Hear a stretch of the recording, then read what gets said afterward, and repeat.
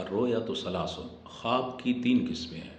پہلا خواب جو ہے وہ شیطان کی طرف سے ہوتا ہے، ان النفس لامارۃ بالسوء، بے شک جو نفس امارہ ہے وہ انسان کی رغبت برائیوں کی طرف، بے حیائیوں کی طرف، شہوات کی طرف، دنیا کی لذات کی طرف لے کے جاتا ہے۔ اور شیطان کا مقصد ہوتا ہے لیؤذن ابن آدم، تاکہ وہ ابن آدم کو تکلیف دے، تو وہ ذہنی طور پہ، دلی طور پہ، قلبی طور پہ اس کی کیفیات کو جو ہے وہ رذائل کی طرف لے کے جاتا ہے، اور وہ انسان کے ذہن کے اوپر ان چیزوں کے اثرات ہوتے ہیں، ان اثرات بد کی وجہ سے برے خواب انسان کو آتے ہیں۔ دوسرا جو ہے وہ خواب جو ہے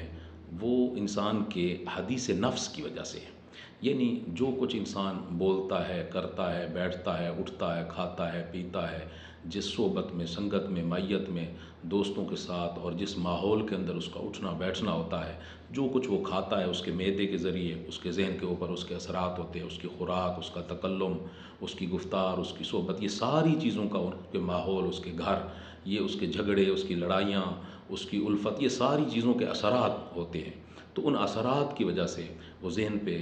جو ہے وہ اپنا گہرا اثر چھوڑتے ہیں، جس کی وجہ سے رات کو وہ چیزیں خواب اور خیال کے اندر آتی ہیں۔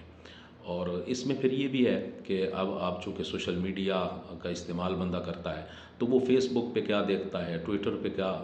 دیکھتا ہے، اور باقی یوٹیوب کے اندر اور باقی جو بھی الیکٹرانک میڈیا کے ذرائع ہیں ان پہ وہ کیا سرچ کرتا ہے، تو اس کے بھی اس کے ذہن کے اوپر گہرے اثرات ثابت ہوتے ہیں، جس کی وجہ سے وہ چیزیں خواب کے اندر نظر آ سکتی ہیں۔ تیسرا ہے الرؤیا صالحہ، جو نیک خواب ہیں،